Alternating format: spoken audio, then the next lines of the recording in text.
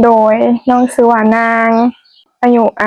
19 ปีอายุ19 ปีแม่นโอ้คือไม่ออกมาเปิดใจบ่โดยเปิดใจนี่หาคนคุยบ่หรือว่าหาคนสร้างครอบครัวสิว่าเปิดใจหาคนคุยกับแม่นหาคนสร้างครอบครัวกับแม่นต้องจำกัดอายุไว้จักปีสำหรับน้องค่ะบ่ค่อยจำกัดอายุเอาแต่แบบว่าเว้าแล้วเข้าใจกันนี้น้องก็โอเคแล้ว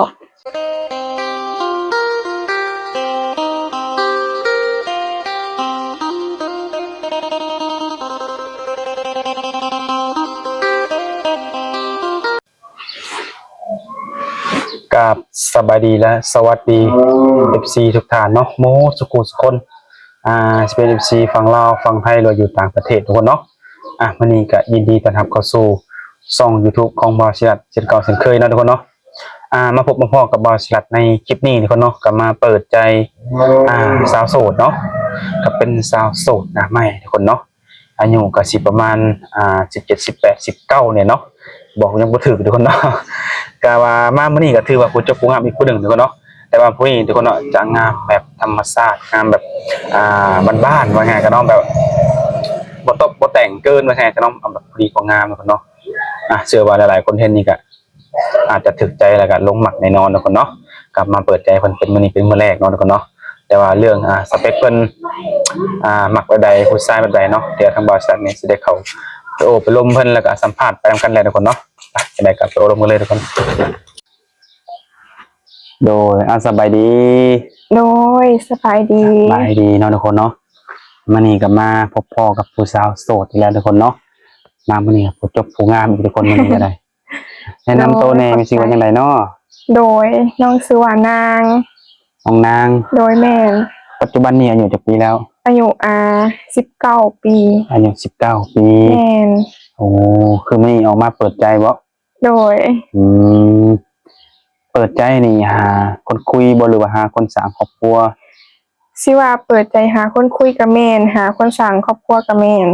โอ้ทั้งสองแม่นโดยคือในการเปิดใจนี่ก็อยากสร้างครอบครัวเนาะโดยอ๋อโดยแต่ที่ผ่านมาได้เคยสร้างครอบครัวแล้วบ่ยังบ่เคยบ่เคยสร้างครอบครัวเนาะโดยแม่นเคยล้มผู้บ่าวอยู่บ่โดยถ้าล่มก็ล่มอยู่แบบล่มห่างไกลหั่นนะแต่บ่เคยว่ามาอยู่นํกันโดยเคยโอ้ล้มเคยคุยกันเนาะโดยแม่นอ๋อแล้วอยู่เป็นโสดมานี่ดนแล้วบ่เนี่ยก็ดนเติบแล้วหลังจากอยู่เป็นโสดมาก็บ่ได้คุยผู้บ่าวทางไหนบ่แม่นโอ้คือได้มื้อนี้จังได๋มีความพร้อมที่จะมีคนล้มมีชู้มีแฟนแล้วบ่ยังบ่มีแต่ว่าพร้อมสิมีอยู่บ่พร้อมเนาะโดยโอ้โดยคือน้องอายุ19 ปีเนาะถ้าว่าอยากได้คนล้มหรืออยากมีแฟนเนาะต้องจำกัดอายุไว้จักปีสำหรับน้องค่ะบ่ค่อยจำกัดอายุเอาแต่แบบว่าเว้าแล้วเข้าใจกันนี้น้องก็โอเคแล้วโอ้อายุบ่เกี่ยวหรือบ่สำคัญนะอายุเนาะโดยแม่นสำคัญอยู่ที่ว่าเวลาเข้ามาโอ้มาล้มกันแม่นบ่โดยว่ามันสิมีความเข้าใจกันหรือบ่เนาะโดยแม่นก็ล้มกันไปก่อนคันว่าฮักมักกันก็ขึ้นอยู่นำอนาคตหั้นนะเพราะว่าน้องก็ยังบ่ฮู้กับน้องก็เป็นคนที่แบบว่าบ่อยากให้ความหวังก่อนหั้นนะแม่นบ่อยากลั่นปากรู้จักกันแบบโอ๊ยน้องนี่มักอ้ายอีหลีสิอยากอ้ายคนเดียวนี่บ่แม่นเนาะโดยแม่นต้องล้มกันไปเนาะโดยอยากล้มกันก่อนเพราะว่าเฮาก็บ่ฮู้นิสัยใจคอกันแม่นน้องบ่มักมีเหตุผลเนาะทุกคนเนาะโดยแต่ต้องจำกัดด้วยว่าเพิ่นต้องเป็นคนไทยคนลาวบ่น้องบ่จำกัดคนฝั่งไหนก็ได้เนาะแม่นคือน้องยังบ่ทันเคยสร้างครอบครัวเนาะโดยยังบ่เคยสร้างที่เขามาจีบน้องโดยเคยมีเมียหรือว่าอาจจะมีลูกติดน้องก็สิคุยนำเพิ่นได้บ่โดยคุยมันก็บ่สำคัญหรอกเพราะมันเป็นอดีตไปแล้วหั่นนะขึ้นอยู่นำว่าเพิ่นสิฮักแพงเฮาหรือบ่ฮักแพงพ่อแม่เฮาหรือบ่หั่นนะสำคัญอยู่ตัวนี้เนาะแม่น แล้วน้องในใจมีสเปคแบบว่าที่มักอยู่บ่ โดยก็มีอยู่แบบน้องมักคนที่ประมาณนิสัยแบบผู้ใหญ่หั้นนะแบบสามารถที่จะเบิ่งแยงน้องได้เบิ่งแยงพ่อแม่ได้เป็นเสาหลักของครอบครัวหั้นนะ อ๋อ แม่น แบบว่าเฮาก็อยากมีว่าง่ายคู่ชีวิตเนาะที่แบบว่าเฮานี่สามารถฝากชีวิตไว้นำได้เนาะ โดยแม่น อ๋อโดยแต่ถ้าว่าได้สร้างครอบครัวเนาะและจังใดแบบต้องออกเฮือนบ่หรือว่าต้องให้เพิ่นมาอยู่นำนี่ สักสองก็ได้เพราะว่าน้องบ่จำกัดอิหยัง โอ้ แม่นขึ้นอยู่สองคนร่วมกันหั้นนะ แต่จะอบรมกัน แม่น สิมาอยู่พี่หรือไปอยู่บ้านเพิ่น โดย หรือว่าสิออกสร้างบ้านหลังฮักอะแล้วแต่เนาะ โดยแม่น โอ้โดยแต่ในการที่น้องอยากสร้างครอบครัวถ้าหากว่าน้องได้ล้มกับเพิ่นแล้วน้องสิใช้เวลาดนบ่ มันก็ขึ้นอยู่นำการที่เฮาลมแต่ละคนหั้นนะถ้าบางคนก็ใช้เวลาโดนบางคนก็ฮักปุ๊บบ่โดน เดือน2เดือนให้มาขอบางคนเนาะ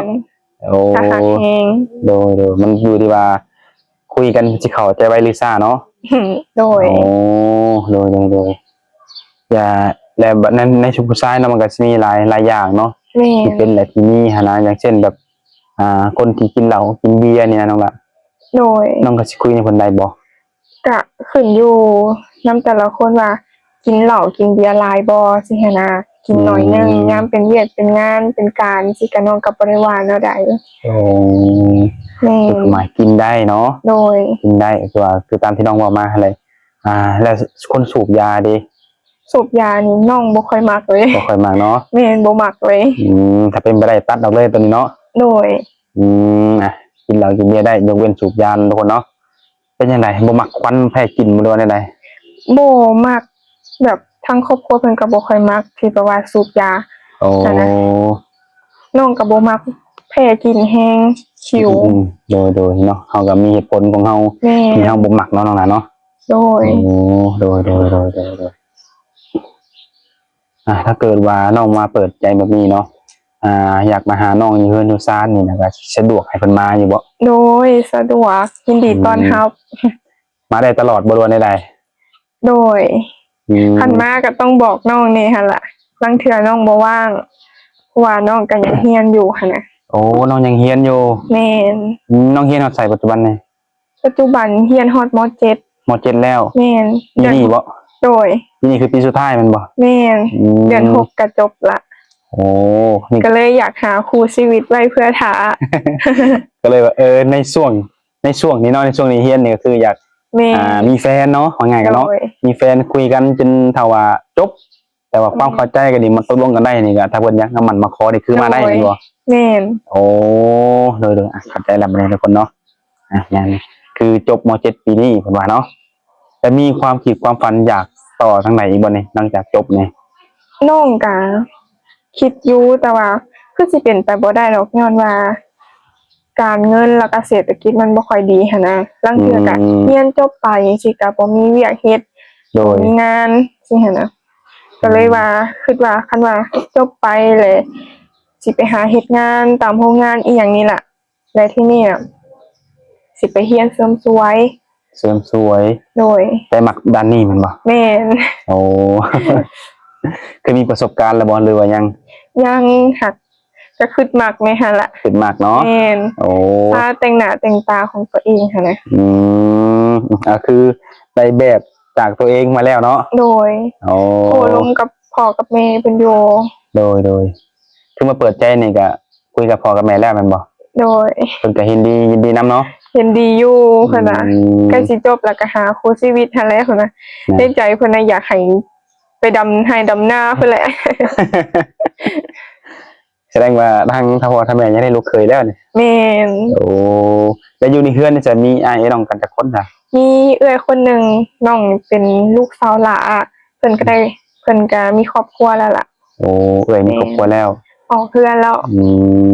คือมีเอ้ยแล้วก็มีน้องนี่ โดย คือว่าทางแม่เพิ่นมีลูกสาว2คน แม่น โอ้ลูกสาวหลานนี่ก็เอาเฮือนเอาซ่านได้บ่ซั่นน่ะ ขึ้นอยู่นำอนาคตหั่นแหละเบิ่งตามความเป็นจริงเนาะแม่นมันมีเหตุผลดอกเนาะสิอยู่หรือว่าสิไปอยู่นำสามีเนาะโดยคือแม่นี่คันอยากได้ลูกเคยว่าซั่นๆเนาะ แล้วปัจจุบันเนี่ยจะได้เฮ็ดเวียกหรือว่ามีธุรกิจหยังอยู่ว่าเป็นอยู่ในเฮือนนี่อ๋อมีอยู่ไปเสาร์อาทิตย์ก็ไปกวนมันหั่นแหละน้องไปกวนมันซอยพ่อแม่โอ้เป็นส่วนของตัวเองโดยคันว่าวันจันทร์ถึงวันศุกร์ก็ไปโรงเรียนโอ้ใกล้สิแล้วบ่ยังหลายปลูกหลายบ่หรือว่าแนวใดบ่แม่นว่าฟาดปลูกหลายแบบมันเป็นยามแล้งฝนบ่ตกว่ามันแข็งโอ้เดี๋ยวมันช้าแม่นต้องได้ขุดต้องได้งัดต้องได้ง่ายมันบ่แม่นอากาศก็ร้อนนะมันก็เลยช้าไปแม่นๆเพิ่มแล้วค่อยเป็นค่อยไปเนาะเฮ็ดไปมื้อเล็กมื้อละน้อยเนาะแม่นโอ้เด้อแล้วเกี่ยวกับเวียกภายในเรือนซานหรือว่าในครัวเนาะคือน้องนี่ก็เฮ็ดได้บ่แม่นโดยเฮ็ดได้อยู่เป็นข้าวแต่งอยู่แต่งกินได้แม่นเฮ็ดนอกก็เฮ็ดซุมื้อโอ้ทุกคนเนาะกันแน่นอนเนาะการที่เฮาอยากมีครอบครัวเนาะส่วนหลายคนจะเด่นในด้านตัวนี้เนาะแม่นเฮาเป็นแม่ย่ามายิงน้องหลานเฮาต้องการแต่งอยู่แต่งกินบ่หรือว่าอย่างต่างๆภายในครัวเนาะซั่นๆเนาะเฮาต้องเป็นคือน้องนี่เป็นเบิดเนาะพอได้สิว่าเป็นเบิดก็บ่กล้าเว้าหั่นน่ะย่านว่าเพิ่นบอกให้เฮ็ดนะเฮ็ดบ่เป็นเพราะแฮงเลยเนาะก็เป็นในส่วนที่เฮาเป็นนะซั่นเนาะโดยเฮ็ดเป็นกะอาหารบ้านๆนี่แหละแบบแกงหน่อหม้อแกงหน่อไม้เป็นอยู่แบบนี้โดยแซ่บเลยเนาะมั่นใจเลยเนาะมั่นใจโอ้ถ้าเกิดว่ามีโอกาส AFC เพิ่นสิมาลองฝีมือนี่ได้บ่นี่โดยได้เนาะยินดีต้อนรับแต่ขอเป็นช่วงเสาร์อาทิตย์เนาะโดยพอน้องมาปักเฮียนแม่ก็ได้เฮ็ดนาอยู่บ่แต่ละปีนี่เฮ็ดแต่ละปีนี้เฮ็ดเป็นผู้ใดพาเฮ็ดกะพ่อแม่นี่แหละพาเฮ็ดนำกันเพิ่นอายุจักปีแล้วพ่อกับแม่นี่พ่อหาอายุ40ปลายแล้ว48โอ้โดย48แม่ก็อายุลื่นพอโอ้แม่อายุลื่นแม่นลื่นกันหลายบ่พ่อกับแม่ลื่นกันประมาณ4ปีโดยก็คือน้องนี่ก็มาเปิดใจแต่ว่าอายุบ่ได้จำกัดเนาะแม่นถ้ายกตัวอย่างมาถ้าคนที่เขามาจีบน้องอายุสัก50 60จังซี่นะน้องก็สิคุยได้บ่โดยถ้าเรื่องคุยได้น้องก็คุยได้น้องก็ล่มๆไปก่อนหั่นล่ะแบบถ้าอายุสำหรับน้องอายุมันบ่สำคัญเลยถ้าสมมุติว่าล้มฮักมักกันถือข้อกันโอเคแหละโอเคมันบ่แม่นบ่ได้เน้นเรื่องการแบบว่าความหนึ่งมานี่ก็ต้องได้เฮ็ดเวียกเฮ็ดงานหนักจังซี่นะแต่ถ้าเพิ่นอายุหลายไปเฮ็ดบ่ได้น้องก็สิโอเคนำบ่ซะโดยน้องก็โอเคคันฮักก็คือโอเคเลยแหละขอแต่ฮักเนาะแม่นขอแต่ว่าน้องมีความฮักต่อเพิ่นแม่นบ่หรือว่าเพิ่นมีความต่อน้องเนาะแม่นก็ถือว่าโอเคเลยแม่นบ่โอ้ดูถ้าเกิดเพิ่นเห็นหน้าบ่เป็นเด้น้องล่ะเฮ็ดอะไรซะเนาะก็แล้วแต่เนาะถ้าเพิ่นอยากเรียนก็สอนให้เนาะแม่นแต่คือว่าแหละจังได๋คือน้องว่ายืนยันเนาะจะสิเป็นบ่เป็นหรือว่าสิแนก็แล้วแต่ว่าลมกันแล้วน้องมักเพิ่นมักน้องจังซี่เนาะก็ถือว่าโอเคแล้วนี่คนเนาะโอ้ก็คือสิได้ครูไว้ดอกซั่นแบบนี้เนาะแม่นบ่น้องเองก็ผู้จบผู้งามแต่ก็บ่มีข้อจำกัดมีแต่ว่าสิ่งที่บ่มักก็คือสูบยาเนาะแม่นคนสูบยาประมาณนี้ทุกคนโดยเรื่องแบบว่าได้สแบบจังได๋การกินแบบแต่งโตแบบเจ้าสู้เจ้าหยังนี่หั่นนะน้องก็สิมีแนวว่าอยู่บ่น้องบ่ว่าก็ขึ้นอยู่นำการแต่งตัวแต่ละคนหั่นนะมักอะไรก็แต่งเลยโดยแต่ว่ามีการแบบแต่ว่ามันอยู่น้องแหละบ่อยากให้เฮ็ดรอเดี๋ยวสิมีคนมามักนำจังซี่นะบ่ก็แล้วแต่ผลิตตามที่ถนัดเนาะถนัดแต่งตัวอะไรก็แล้วแต่เพิ่นเนาะทุกคนโอ้ผู้ชายเจ้าสู้มาเจ้าสู้มักอยู่บ่มักอยู่สเปคบ่รู้ว่าได้คือน้องเนาะแบบนี้เป็นวัยรุ่นแบบผู้สาวที่มันขึ้นใหม่มักเป็นไปเที่ยวกลางค่ำกลางคืนอยู่บ่น้องบ่ได้ไปคันว่าไปก็มีแต่ว่าไปหลินน้ำหมู่อยู่บ้านสิวันเกาะวันเกิดสิหั่นนะน้องจึงไปมีงานที่จำเป็นมีงานที่ว่าเฮาป้าบ่ได้เฮาขาดบ่ได้แม่นบ่แม่นคือได้ไปอยู่แต่ถ้าว่ายกตัวอย่างคือหลายๆคนคือแบบคำมาล่ะพากันไปกินพากันไปปาร์ตี้ตามเทคตามบ้านนี่มันบ่ได้ไปแม่นบ่น้องบ่ได้ไปพ่อแม่ห่วงอยู่บ่ ห่วง ห่วงเนาะ ห่วงเฮงไปบ่ได้เลย ดีกันเนาะมีพ่อแม่ห่วงหนึงมาเฮาก็บ่ได้ไปเที่ยวทำกลางคืนเนาะเพิ่นห่วงแหละทุกคนเนาะ น้องก็เข้าใจเพิ่น บ่ได้คัดบ่ได้เครียดบ่ได้ให้เพิ่นหรอก บ่ เราต้องเข้าใจเพิ่นเนาะ แม่ เพราะว่าเพิ่นมีลูกสาวแน่นอนผู้เป็นแม่ก็ต้องเป็นลูกเพราะว่าไปทำกลางคืนน่ะบ่ฮู้ดอกว่าไปเฮาสิเจอหยังแน่เนาะ แม่น ก็ถือว่าไปก็ไปแถวในบ้านเท่านี้ โดยบ่เคยออกไปนอกคันไปกลางคืนก็8 โมงก็มาแหละไปวันเกิดจังซี่นะ ไปวันเกิดเป่าเค้กกินทุ่งเช้านี่ก็มาเนาะ โดยคันงานปีหมอกปีใหม่สงกรานต์นี่ก็ไปอยู่ โอ้ยแน่นอนตัวนี้เนาะ แม่น หลายๆคนก็คือสิบ่อยากพลาดดอกงานตัวนี้ เนาะโดยเป็นเรื่องปกติตัวนี้เนาะทุกคนเนาะงานแบบปีใหม่สงกรานต์ใกล้สิฮอดแล้วเนาะ โดย ได้เนื้อคู่ก่อนคือสิดีเนาะ โดย พอได้พอได้พากันไปเที่ยวเนาะมันจะได้อบอุ่นเนาะ โดย แล้วคือน้องนี่นะตอนนี้นะมันความสูงเท่าไหร่กันนี่นะความสูงของน้องก็62 162 แม่น น้ำหนักหลายปานใด 55 55ถือว่าตามหุ่นนี่ก็ถือว่าโอเคกำลังดีบ่ตุ้ยบ่จ้อยทุกคนเนาะสำหรับว่าง่ายกันเนาะ ก็คือสิติดใจหนุ่มหลายๆอยู่ดอก แต่เรื่องนั้นในสารหนุ่มๆแบบคนที่เขามาจีบน้องนี่ถ้าว่าเพิ่นสูงเพิ่นต่ำมันนี่นะน้องแบบใด น้องกับบ่ค่อยจำกัดคือกัน บ่จำกัดอีกบ่ บ่จำกัดเพราะว่าบางคนก็เตี้ยก็มันก็บ่ได้เป็นหยังจังซี่หั่นน่ะ เตี้ยเพิ่นนิสัยดีเนาะ แม่นขึ้นอยู่กับนิสัยน้องอันซีเรียสกับนิสัยหลายกว่า เอาง่ายๆว่าภาพรวมๆคือมักคนที่นิสัยเนาะ แม่น จะเตี้ยจะสูงจะบ่หล่อจะบ่รวยหยังก็แล้วแต่แมันบ่ แม่น นิสัยดีคือจบ โดย นิสัยดีมีความดุขยันเนาะภาษาเนาะว่าเฮ็ดเวียกยังไงเฮ็ดเวียกให้งานทางเงินนี่ถือว่าเก่งนี่ก็ถือว่าโอเคเนาะสำหรับเขาเนาะหลายๆคนก็อยากมีเนื้อคู่แบบนี้แหละโดยทุกคนเนาะได้มาเปิดใจจังซี่ที่น้องเขาโรงเรียนน้องไงเนาะ แม่น ก็สิมีเวลาลมผู้บ่าวอยู่บ่ มี ช่วงใด ช่วงเขาโรงเรียนแห่งมีเวลาลมผู้บ่าว เอาคือว่านั่นน่ะเป็นได จะหน่อยน้องเรียนจบไปสิหั่นนะมันต้องเข้าโหมดผู้ใหญ่เนาะแบบเฮ็ดงานอีหยังสิหั่นนะมันแบบบ่มีเวลาล้มเนาะบัดนี้ แต่ว่าช่วงเขาโรงเรียนน่ะจะมีเวลาอยู่ โดย เวลาเขาเรียนก็มันก็บ่ได้หลายชั่วโมงเนาะ แม่นมันก็มีช่วงเวลาพัก โดย อย่างนี้หั้นนะ เวลาช่วงเสาร์อาทิตย์นี่อยากให้สิมีเวลาหลายเนาะ บ่เสาร์อาทิตย์บ่มีเลย เป็นได้ เพราะว่าน้องไปกวนมัน อ๋อคิดว่าเสาร์อาทิตย์สิว่างให้บ่ว่างเลยเนาะ มื้อนี้พ่อเราบ่ได้ไปหน้านำหันน่ะก็เลยว่าบ่ได้มีไผไปน้องก็เฮ็ดเวียกอยู่เฮือนเฮ็ดเวียกเพิ่นอยู่เฮือนหั่นน่ะ โดยเวลาคุยคือเวลาตอนไปหำไปเฮียนเนาะเพราะว่า โดย ช่วงเวลาพักเฮียนว่าไงกันเนาะ โดย พักเบรกเฮียนนั่นแหละเนาะว่าไงก็ได้ แม่นตอนแรงเลิกเรียนตอนแรงกลางคืนหั่นน่ะ จากข้อมูลทางติดต่อของน้องเนี่ยจ้ะมียังไงเพิ่นนี่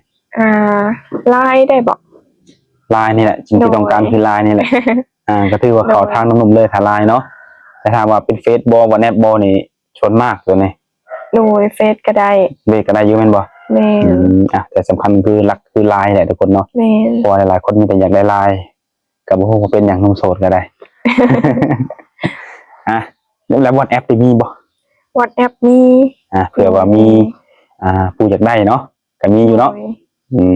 โดยกระเป๋าตำแหน่งทุกคนเนาะบ่ว่าสิเป็น FC ทาง Facebook หรือว่า FC ทาง LINE หรือว่าทาง WhatsApp เนาะทุกคนเนาะก็สามารถเข้ามาอบรมจีบน้องเพิ่นได้คือน้องเพิ่นนี่เป็นผู้จบผู้งามผู้หน้าตาดี แต่ว่าบ่มีข้อจำกัดหยังทุกคนเนาะ แม่น บ่เพียงแต่สูบยาเนาะ โดย สูบยานี่บ่เอาเลยทุกคนเนาะในความที่ว่านึงมาเฮาบ่มักกินนั่นแหละทุกคนเนาะบางคนก็คือมักกินมันเหม็นว่าง่ายกันเนาะ แม่น นึงมาเหม็นส่งมาไม่เฮ็ดให้เฮานี่หายใจนี่ฝืดหายใจยากว่าง่ายๆเข้าผู้ใกล้เนาะ แม่นกับน้องก็เป็นคนที่แพ้เอียงแบบซี่อยู่แล้วนะ โอ้ดูน้องก็กินเหล้ากินเบียร์อยู่บ่ ถ้าถามว่ากินบ่ก็กิน แต่ว่าบ่ถึงขั้นที่ว่าไปกินซุมื้อจังซี่นะ ก็ถือว่ากินบ่ได้ถึงกันว่าบ่ได้บ่แตะบ่ต้องเลยเนาะ โดย เป็นเรื่องธรรมดาทุกคนเนาะ แม่น แต่ดีคือการเฮากินมื้อเล็กมื้อละน้อยแล้วโดนกินเทื่อนึงก็ดีเนาะ มันสิได้แบบมีหมู่มีพวกมีสังคมมันเพิ่นง่ายๆกันเนาะ แม่น แต่ว่าส่วนนั้นก็ไปหมดมันสิเป็นผู้เดียวแล้วบัดนี้ เนาะบ่ได้ไปนำหมู่แล้วบัด โด นี้ ย คนเนาะก็ว่า ฝากน้ำหนุ่มเนาะทุกคนเนาะสิเป็นหนุ่มไทยหนุ่มลาวเฮาหรือว่าหนุ่มไปทำงานอยู่ต่างประเทศเนาะก็ฝากเข้ามาอบรมกับน้องนางเพิ่นได้เพิ่นเปิดใจหาคนคุยหาสู่หาแฟนหรือว่า โดย ถ้าคุยกันตั้งแต่มื้อนี้จนถึงเพิ่นเรียนจบมีความเข้าใจกันเพิ่นให้มาสู่ขอทุกคนเนาะแต่เรื่องค่าดองค่าสอดนั่นก็แล้วแต่ก็คุยกับทางเฒ่าแม่เพิ่นเนาะตัวนี้เฮาเองปากเองบ่ได้ตัวตนเนาะ